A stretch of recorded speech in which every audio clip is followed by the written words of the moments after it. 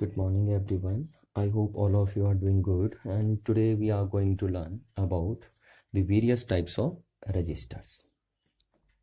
As you know, in last class, we were discussing about the concept of resistance. And I hope you have remembered that concept of resistance. As I told you in last class, suppose this is a conducting wire. Yeah, you can simply say metal wire, because we well know every metal behaves like as a conductor. So that's why here we can see metal wire, yeah, conducting wire. Now if an electric charge flows through in it, then this conducting material opposes that flow of electric charge through in it. And this property of a conducting material, due to which it opposes the flow of electric charge through in it, is called resistance of the conductor. So here we can write resistance is that property. Resistance is that property of a conductor due to which it opposes the flow of electric charge. Flow of electric charge, yeah, you can simply say a current, because you well know the flow of electric charge is known as current. So here you can also say oppose the flow of electric charge, या oppose the flow of electric current through in it.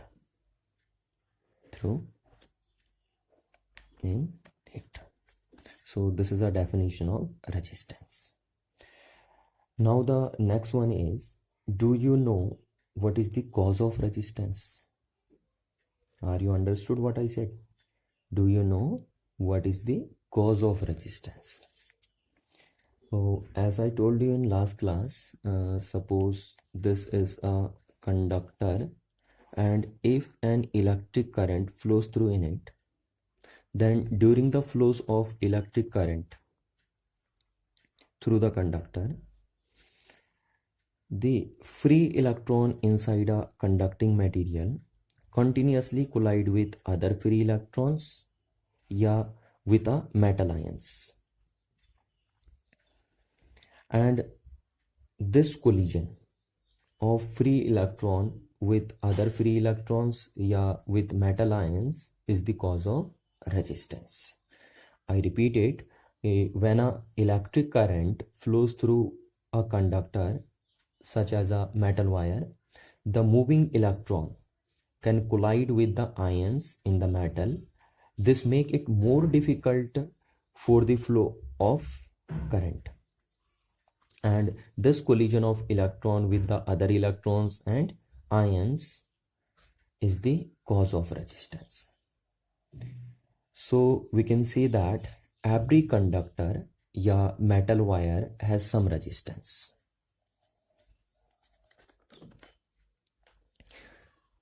So every conductor who has some appreciable amount of resistance is called resistor. I repeat it, every conductor who has some appreciable amount of resistance is called resistor. Now the definition of resistor is,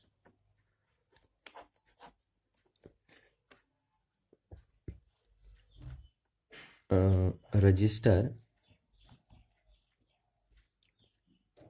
is that conductor. Resistor is that conductor which has some appreciable amount of resistance. यानी register वो conductor है आपका जिसके पास appreciable amount का क्या हो, resistance हो. अब here the word appreciable means, तो the word appreciable means not too large, not too small. जैसे देखिए मैं क्या बोल दूं, किसको हम एप्रिशिएबल अमाउंट बोलेंगे ना, तो यहाँ देखिए जैसे सपोज एक कंडक्टर ये है और एक कंडक्टर ये है, मैं ये बताने जा रहा हूँ आपको कि एप्रिशिएबल अमाउंट किसको बोलते हैं आप, ठीक है। तो सपोज हमारे पास एक कंडक्टर ये और एक कंडक्टर ये है ना, ये भी कंडक्टर है, और क्योंकि रेजिस्टेंस किसका होता है, कंडक्टर का होता है ना, तो एक कंडक्टर सपोज ये और एक कंडक्टर ये।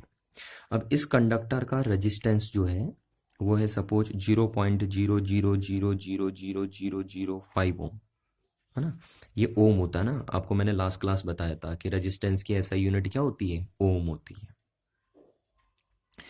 तो सब, और ओम को ऐसे लिखते हैं, ये ओमेगा, ठीक है, ऐसे लिखते हैं। जैसे केजी को आप ऐसे लिखते हैं ना, मास की यूनिट आपको पता है ना, मास की ऐसा यूनिट क्या है, केजी। तो ऐसी रेजिस्टेंस की ऐसा यूनिट क्या होती है, ओम होती है, और ओम को ऐसे लिखते हैं, जैसे केजी को ऐसे लिखते हैं तो ओम को ऐसे लिखते हैं, ओमेगा से। तो सपोज इस कंडक्टर का जो रेजिस्टेंस है वो इतना है आपके पास, तो ये अमाउंट क्या एप्रिशिएबल अमाउंट है ना। ये अमाउंट कोई एप्रिशिएबल अमाउंट नहीं है, ठीक ठाक अमाउंट नहीं है ये। तो आप इस कंडक्टर को रजिस्टर नहीं बोलेंगे, क्योंकि इसका जो रेजिस्टेंस है वो एप्रिशिएबल अमाउंट का नहीं है, ठीक है। जैसे देखिए मैं आपको एक एग्जांपल दूं कि आप मार्केट से इतना मांस लेके आएंगे क्या, कभी भी, है ना। जब आप कोई चीज़ खरीदने जाते हैं मार्केट में, तो अगर मैं बोलूँ इतना लेके आइए, तो क्या इतना मार्केट में मिलेगा आपको, नहीं ना, है ना। ये बहुत कम हो गया, ये बहुत कम चीज़ है। तो ये बहुत ही अगर स्मॉल है तो आप इसको एप्रिशिएबल अमाउंट नहीं बोलेंगे। तो जिस कंडक्टर का रेजिस्टेंस एप्रिशिएबल अमाउंट का ना हो उसको हम रजिस्टर नहीं बोलते। जैसे इस कंडक्टर को हम रजिस्टर नहीं बोलेंगे बिकॉज इसका रेजिस्टेंस एप्रिशिएबल अमाउंट का नहीं है। नाउ सेकंड कंडक्टर ये है हमारा, देखिए, और इसका रेजिस्टेंस सपोज ये हो गया हमारे पास 50000000 ओम, है ना, इतना हो गया। तो इस कंडक्टर का रेजिस्टेंस बहुत ही ज़्यादा हो गया, देखिए आप जरा देख रहे हैं, टू लार्ज है ना। तो ये भी एप्रिशिएबल अमाउंट नहीं है ना, इतना ज़्यादा भी हमें नहीं चाहिए होता है, तो ये भी रजिस्टर नहीं बोला जाएगा, क्योंकि इस कंडक्टर का रेजिस्टेंस भी क्या नहीं है, एप्रिशिएबल अमाउंट का नहीं है। क्योंकि हम रजिस्टर सिर्फ उन्हीं कंडक्टर्स को बोलते हैं जिनका रेजिस्टेंस एप्रिशिएबल अमाउंट का होता है। तो ना ये एप्रिशिएबल अमाउंट है ना ये एप्रिशिएबल अमाउंट है, तो इसलिए इस कंडक्टर को भी हम रजिस्टर नहीं बोलेंगे और इस कंडक्टर को भी हम रजिस्टर नहीं बोलेंगे। तो जैसे सपोज ये कंडक्टर है, ये कंडक्टर है और इसका रेजिस्टेंस है 5000 ओम, तो ये एप्रिशिएबल अमाउंट हमारे लिए, है ना। तो इस कंडक्टर को हम रजिस्टर बोल सकते हैं, ठीक है, जिसका रेजिस्टेंस कितना हो, 5000 ओम या 500 ओम हो, है ना, या 5 लाख ओम हो, तो इतना चलेगा, बट इतना ज़्यादा नहीं। तो ये एप्रिशिएबल अमाउंट नहीं बोला जाता, ये एप्रिशिएबल अमाउंट बोला जाता है आपका। तो आपको एक बात ध्यान रखनी है कि resistance is that conductor which has some appreciable amount of resistance, and the word appreciable means not too small, not too large. So here you must clear one thing, that resistance is a property. Resistance is a property, while resistor is a device which is made up by conducting material. Are you understood what I said? The resistance is the property.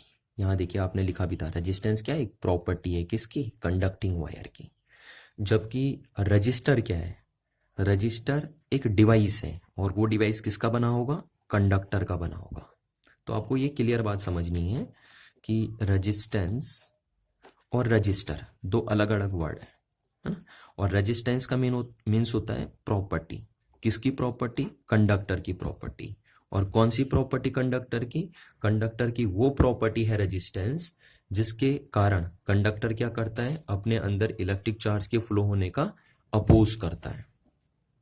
जबकि register क्या है, register एक device है ना, device है जिसका appreciable amount का resistance होता है, which has some appreciable amount of resistance, and it is made up by conducting wire या conducting material, ठीक है, कंडक्टिंग वायर।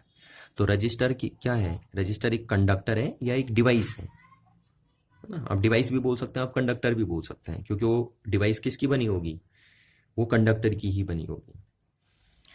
तो रजिस्टर एक ऐसा कंडक्टर है या ऐसा डिवाइस है जिसके पास कुछ एप्रिशिएबल अमाउंट का रेजिस्टेंस होता है। So now next one is the symbol of register. है ना। रजिस्टर का सिंबल क्या होता है, सर्किट में रजिस्टर को कैसे रिप्रेजेंट किया जाता है। जैसे आपने बचपन से देखा होगा कि सेल को आप ऐसे रिप्रेजेंट करते हैं सर्किट में, है ना, और बैटरी को ऐसे रिप्रेजेंट करते हैं, क्योंकि बैटरी क्या है, सीरीज कॉम्बिनेशन ऑफ सेल। देखिए ना, जैसे एक सेल ये है, देखिए एक सेल ये है ना, ये सेल का पॉजिटिव टर्मिनल, ये नेगेटिव टर्मिनल, और दूसरा सेल ये है आपके पास, ये सेल का पॉजिटिव टर्मिनल, ये नेगेटिव टर्मिनल, तीसरा सेल आपके पास ये है, सेल का पॉजिटिव टर्मिनल, नेगेटिव टर्मिनल, आपने देखा होगा सेल में। अब इन सेलों को मैं सीरीज में जोड़ दूँ ऐसे करके, ये देखिए, तो ये बैटरी बन जाती है। हम इसको ऐसे दिखा सकते हैं, देखिए, है ना, और ये इसका प्लस और ये माइनस। तो सेल को ऐसे रिप्रेजेंट करते हैं और बैटरी को ऐसे रिप्रेजेंट करते हैं। तो ये सिंबल ऑफ बैटरी है, ये सिंबल ऑफ सेल है। तो similarly what is the symbol of register. तो रजिस्टर का सिंबल देखिए ये होता है, ऐसे दिखाते हैं रजिस्टर को। और ऐसे क्यों दिखाते हैं, इस तरीके से क्यों रिप्रेजेंट करते हैं रजिस्टर को, ऐसा इसलिए करते हैं क्योंकि रेजिस्टेंस का मीनिंग एक तरीके से क्या है, अपोजिशन है। क्या है, अपोजिशन। तो देखिए अगर ऐसे में हमें ऐसा लगता है कि अगर इसके ऊपर करंट चलेगी तो उसका अपोजिशन होगा, देखिए ना, चुभेगा ये, तो अपोजिशन होगा। तो कोई चीज इसके ऊपर आसानी से क्या नहीं कर पाएगी, चल नहीं पाएगी, और जब चल नहीं पाएगी तो ओबियसली उसका अपोजिशन होगा। इसीलिए हम रजिस्टर के सिंबल को ऐसा रिप्रेजेंट करते हैं सर्किट में। तो ये रजिस्टर का सिंबल है। कभी भी आपसे कोई पूछे कि ड्रॉ द सिंबल या right the symbol of register, तो आप बोल दीजिए सर ये है, देखिए जैसे मैंने कहा बैटरी को ऐसे दिखाते हैं ना, तो ऐसे ही रजिस्टर को ऐसे रिप्रेजेंट करते हैं। ठीक है, तो ये उस रजिस्टर का सिंबल है जिसका रेजिस्टेंस फिक्स है। ठीक है, तो इसको हम बोलते हैं फिक्स्ड रजिस्टर। यानी फिक्स्ड रजिस्टर मीन्स एक ऐसा रजिस्टर जिसका रेजिस्टेंस फिक्स हो, चेंज ना हो। ठीक, अच्छा, अब अगर एक ऐसा रजिस्टर जिसका रेजिस्टेंस कॉन्टिन्यूसली क्या करते रहे, वेरी करता रहे, यानी चेंज होता रहे, कोई फिक्स ना हो उसका रेजिस्टेंस, तो उसको हम बोलते हैं वेरिएबल रजिस्टर। ठीक है, और उसको ऐसे रिप्रेजेंट करते हैं, देखिए सिंबल ऐसा होता है, वेरिएबल रजिस्टर का सिंबल ऐसे होता है, ये देखिए ऐसे मार देते हैं ना। ये फिक्स्ड रजिस्टर का सिंबल है, और एक ऐसा रजिस्टर है जिसका रेजिस्टेंस क्या है, फिक्स्ड नहीं है, यानी कंटिन्यूसली वेरी कर रहा है, तो हम इसको बोलते हैं वेरिएबल रजिस्टर। Variable resistor. ठीक है, तो आपको ये बात समझना है, ये symbol of fixed resistor and this is a symbol of variable resistor. So देखिए अगर मैं आपसे यहाँ सर्किट पूछूं, मैं जैसे एक सर्किट बना दूं यहाँ पे ना, और मैंने इस टाइप से एक इलेक्ट्रिक सर्किट बना दिया, तो आपको समझ जाना है, जैसे ये लगा है आप समझ जाइए क्या है, एक रजिस्टर है। रजिस्टर, या आप इसे क्या बोल सकते हैं, कंडक्टर, पर वो कंडक्टर जिसका रेजिस्टेंस क्या हो, एप्रिशिएबल अमाउंट का हो। और मोस्टली हम वही कंडक्टर लेते हैं जिनका रेजिस्टेंस क्या होता है, एप्रिशिएबल अमाउंट का होता है। तो अगर कहीं भी इलेक्ट्रिक सर्किट में ऐसा सिंबल आपको दिख रहा है तो उसका मीनिंग रजिस्टर होगा। और ये हमने क्या लगा दी, इस रजिस्टर के अक्रॉस बैटरी लगा दी, क्योंकि जब इस रजिस्टर में ये है तो एक कंडक्टिंग मटेरियल ही ना, तो अगर हम इस रजिस्टर में एक बैटरी लगा दें तो इसमें करंट फ्लो होना शुरू कर देगी, है ना, ये करंट फ्लो होना शुरू कर देगी। और इसके अक्रॉस अगर हमें पोटेंशियल डिफरेंस मेजर करना है तो हम यहाँ चाहे तो कितना पोटेंशियल डिफरेंस हमने इसके अक्रॉस लगाया, तो हम एक वोल्ट मीटर लगा सकते हैं। और वो वोल्ट मीटर आपको पता है कैसे लगता है, पैरेलल में लगता है हमेशा ना, और ये प्लस तो ये प्लस और ये माइनस। और अगर हमें अमीटर मेजर करना है, अमीटर लगाना है इस सर्किट में करंट मेजर करने के लिए, किस रजिस्टर में से कितनी करंट पास होके जा रही है, तो आप यहाँ पे अमीटर लगा सकते हैं, सीरीज में लगता है अमीटर, है ना। और ये बैटरी का माइनस तो ये माइनस, और ये बैटरी का प्लस तो ये प्लस। ये मैंने आपको लास्ट क्लास बता दी थी बातें कि how to connect a ammeter in a circuit, how to connect a voltmeter in a circuit, and what is the function of ammeter in a circuit, what is the function of voltmeter in a circuit. So यहाँ पे आपको एक बात clear हो जानी चाहिए कि जब भी सर्किट में हम ऐसी चीज दिखाएंगे तो इसका मीनिंग होगा एक रजिस्टर जिसका रेजिस्टेंस क्या हो, क्या है, फिक्स है। और अगर मैं इसमें ऐसे बना दूं तो इसका मीनिंग है वेरिएबल रजिस्टर होगा आपका। ठीक है, तो इतनी बात आपको पता हो जानी चाहिए। Children, now on the basis of concept of electrical resistance, all the substance can be divided into three categories. Are you understood what I say? I said based on the concept of electrical resistance, the substances can be divided into three categories. First one is good conductor, good conductors. second one is resistor, and the third one is insulator. So based on the concept of electrical resistance, all the substances can be divided into three main categories. First one is a good conductor, second one is a resistor, and third one is a insulator. Now, what the mean of good conductors?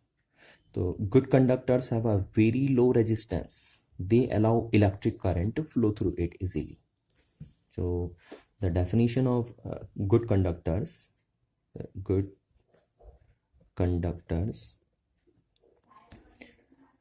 have very low resistance. So if their resistance is low, then it allows electric current to flow through it easily. So they allow electric current to flow through it easily. So this is a definition of good conductors. Now the next one is resistors. So what the mean of resistor? Resistor have comparatively high resistance as compared to good conductors. Now, so we can say those substances which have comparatively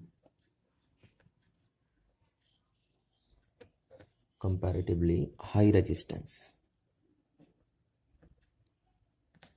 as compared to good conductors are called resistors. So this is a definition of resistors. Now the third one is insulator. So insulator are those substances which have very, very high resistance. So insulator are those substances which have very high resistance. Therefore, they are also known as bad conductors. Because they have huge amount of resistance. So that's why they are also known as bad conductor of electricity. So if here I can give you, there is some example of good conductors, resistors and insulator. So those are, first one is the example of good conductors is like copper, silver, all the metals, copper, silver, aluminum, etc. These are example of good conductors.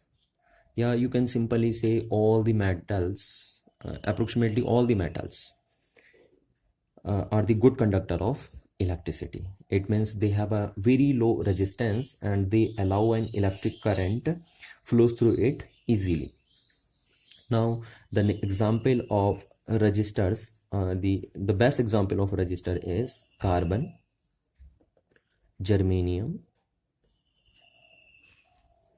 silicon. These are best example of resistors. Yeah, you can say nichrome. These are alloys है ना, इनको अभी आगे discuss करेंगे हम, nichrome ओक्रोम. तो ये मैंने एग्जाम्पल लिख दिया आपके पास किसके, रजिस्टर्स के. कार्बन हो गया आपका, जर्मेनियम, सिलिकॉन, नाइक्रोम, मैग्नीन, कांस्टेंटन, है ना. ये जो नाइक्रोम, मैग्नीन, कांस्टेंटन है, ये एलॉय हैं और इनको मैं अभी आगे डिस्कस करने वाला हूँ, तो उसकी टेंशन अभी आप मत दीजिए. Now the third one is example of insulators. So you will know example of insulators are like plastic, rubber, mica, glass. These are example of insulator, and these are good insulators. Yeah, we can say these are bad conductors. So here some substances, right? So here some substances, can you identify which one is a good conductor and which one is a bad conductor of electricity? So usually most metal like copper, silver, aluminum, these are metals. So usually most metals are good conductor of electricity. They have very low resistance value. Did you know the silver is the best conductor of electricity? Because silver is that metal which have very low resistance value. So we can make the wires from silver, but that would be very expensive. So that's why wire is usually made up from copper, because silver is the expensive material. And since rubber and plastic are the bad conductor of electricity, so that's why electrical switch is made up by plastic. We should wear the rubber slippers or shoes when we walking with an electrical equipment, so that we don't get an electrical shock. आपने देखी होगी ना चीज़ कि जब भी आप walk करते हैं इलेक्ट्रिसिटी के साथ, तो आपको क्या कहा जाता है कि आप क्या करिए, रबर स्लीपर्स पहनिए या रबर शूज़ पहनिए. क्यों पहनिए? क्योंकि वो क्या है, बैड कंडक्टर ऑफ इलेक्ट्रिसिटी है, ताकि आपको इलेक्ट्रिकल शॉक ना लगे. और ये भी आपने देखा है कि जो आपके स्विचेज होती हैं, इलेक्ट्रिकल स्विचेज, वो रबर और प्लास्टिक की क्यों बनाई जाती हैं? वो इसलिए बनाई जाती हैं क्योंकि वो बैड कंडक्टर ऑफ इलेक्ट्रिसिटी हैं, और उसके कारण आपको क्या ना लगे, इलेक्ट्रिकल शॉक ना लगे. अच्छा, यहाँ पे मैं एक बात कर रहा था आपसे, है ना, बीच में, कि एलॉय.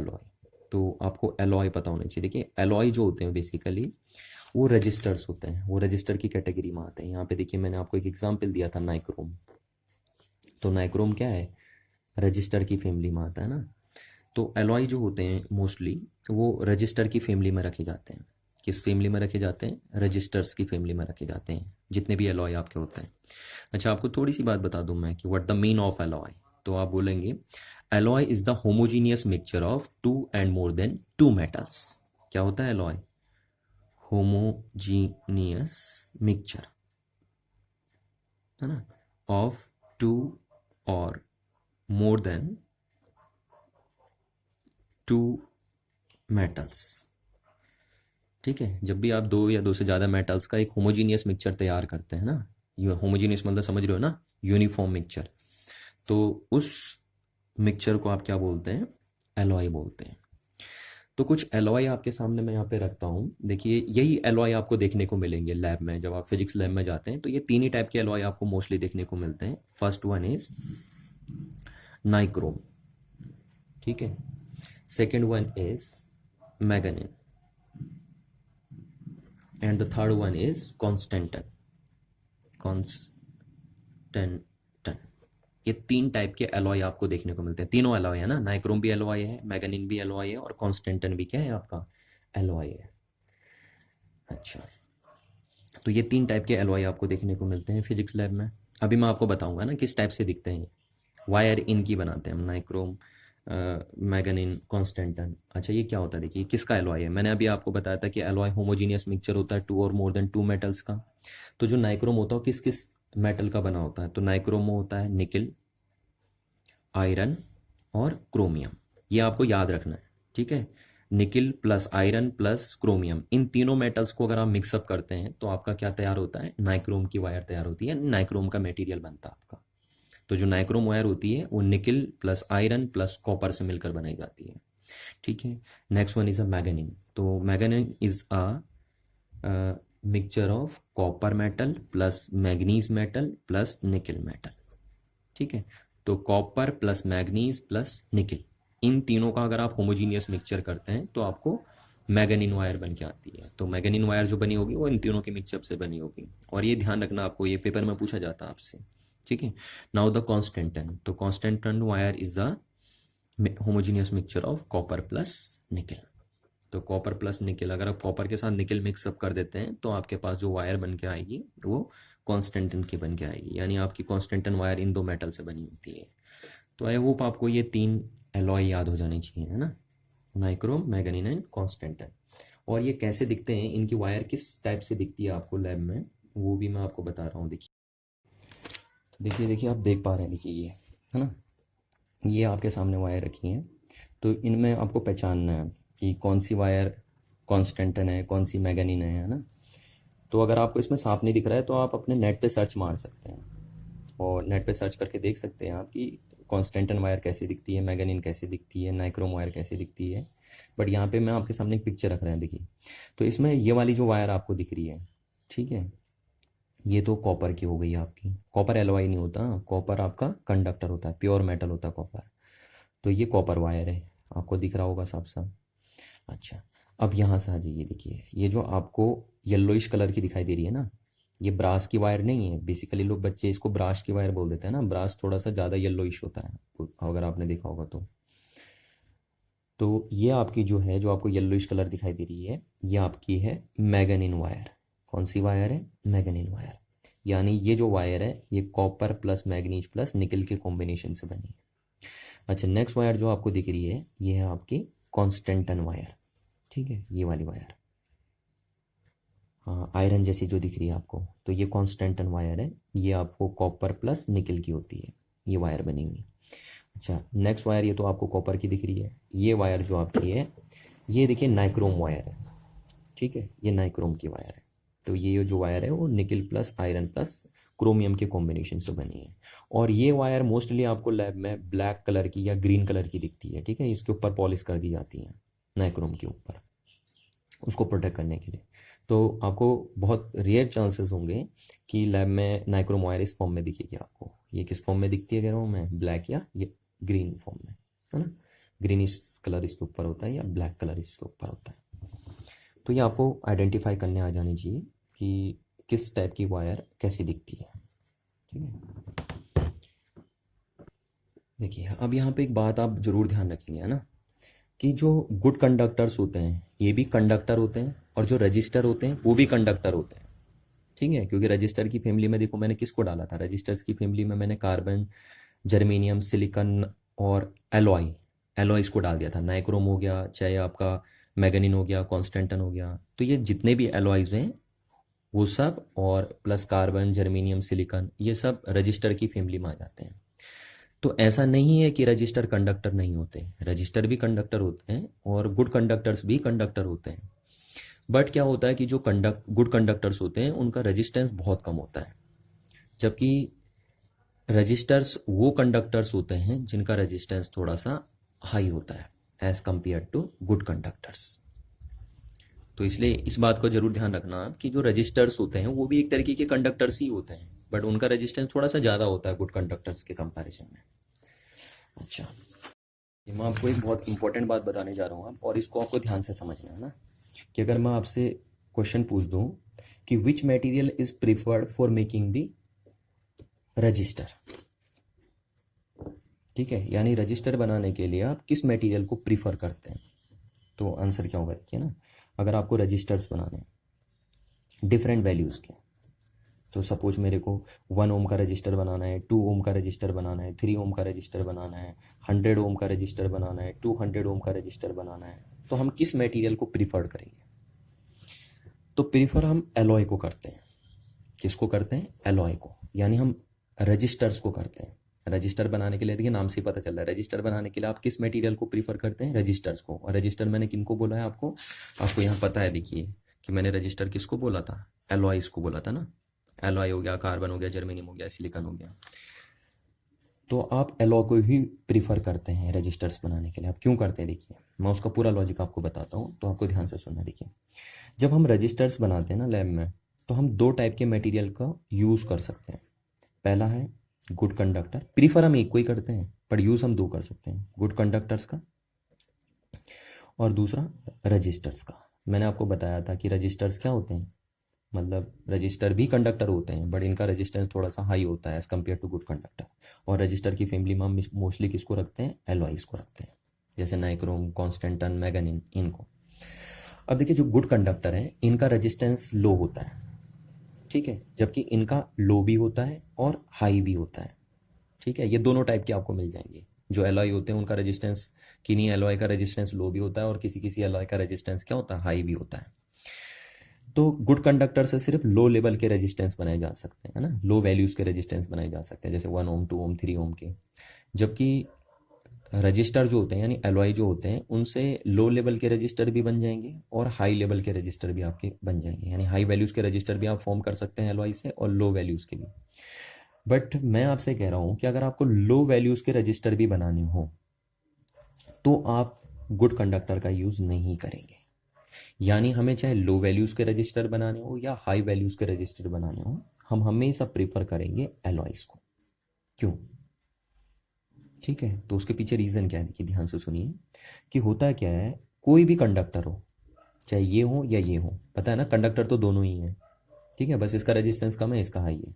तो कोई भी जो कंडक्टर है उसका रेजिस्टेंस क्या करता है, उसका रेजिस्टेंस वेरी करता है टेम्परेचर के साथ और डायरेक्टली प्रोपोर्शनल होता है। ये मैंने आपको लास्ट क्लास भी बताया था, है ना, कि जो कंडक्टिंग मटेरियल होते हैं उनका रेजिस्टेंस टेम्परेचर के साथ चेंज करता है। यानी अगर आप टेम्परेचर चेंज करते हैं तो कंडक्टिंग मटेरियल का रेजिस्टेंस चेंज हो जाता है। तो यहाँ पे ऐसा रिलेशन होता है इनका, देखिए रेजिस्टेंस और टेम्परेचर का। यानी आप बोलते हैं कि अगर आप टेम्परेचर इंक्रीज करते हैं तो कंडक्टिंग मटेरियल का रेजिस्टेंस भी क्या हो जाता है, इंक्रीज हो जाता है।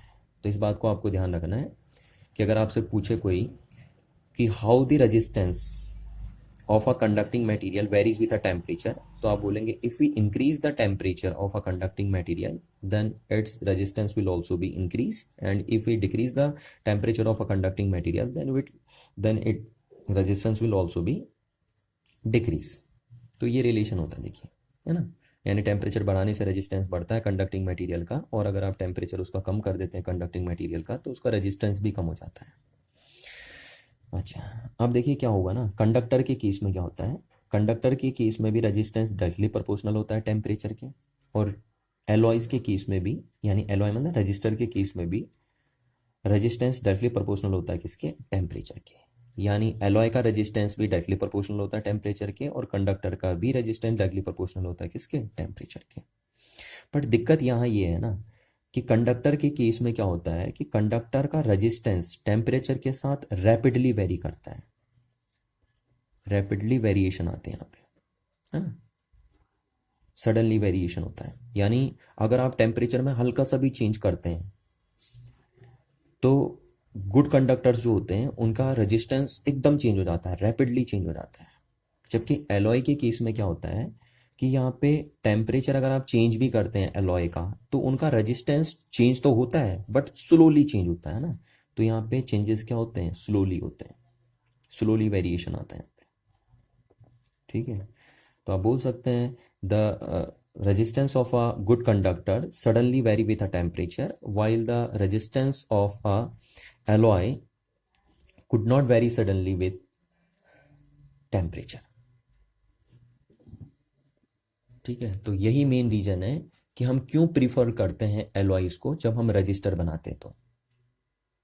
ठीक है, तो अगर आपका आंसर, आप देखिए कंप्लीट क्वेश्चन ये हो गया कि why we preferred the alloys when we making the registers.